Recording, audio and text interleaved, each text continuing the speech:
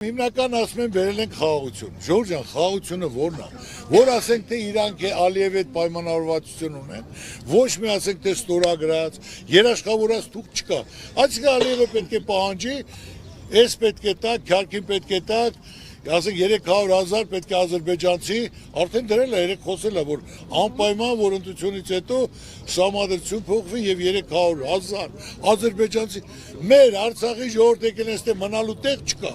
Մերանք դռները փակել են, ունեցվածքը մեջը թողած, ընդ գնալու մասին խոսք չկա։ Այսինքն սա ինչ է նշանակում։ Ոնց կարելի է դրա համար առաջնայինը պետք է երաշխավորած խաղաղություն։ Երաշխավորած խաղաղություն դա նշանակում է, որ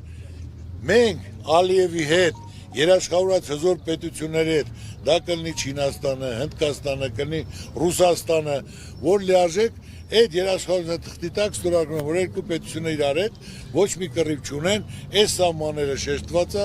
իրար հետ բարեկեցի։ Իսկ ով խախտեց, ինքը պատժվելու է, ինքը տուգանվելու է։ Այդ ժամանակ մենք պատերազմի դռները փակում ենք ամուր, վերջացա մենք զբաղվում ենք բարեկեցությամբ, զարգացման բարեկեցությամբ։ Թող հիմա որ այդ մեր ասենք թե ես որից եմ եկի, այդ ասեմ թե վիրավորական չեմ խոսել, իմ հզորությունը կշիռը թույլ չի տալիս։ Դա հզոր մարդիկ են հարգել։ Թող ցույց տան այդ փաստաթուղթը, որ խաղաղություն են բերել, որ վերջադրված պատերազմին սահմանները որոշած է եւ ով որ խախտեց պատժվելու է։ Թող մի հատ թուղթ ցույց տան։ Այսօր պահանջատիրական,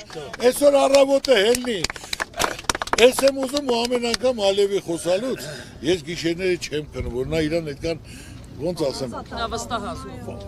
Ինձ եվի է պահան, որ մենք ոնց որ գոյություն չունենք ձեր սավտանը։ Պարզ ասակ, ոչ է մեկը դողապատուսի տես չի, ասեմ կուճակատը պատժեմ, տես չի։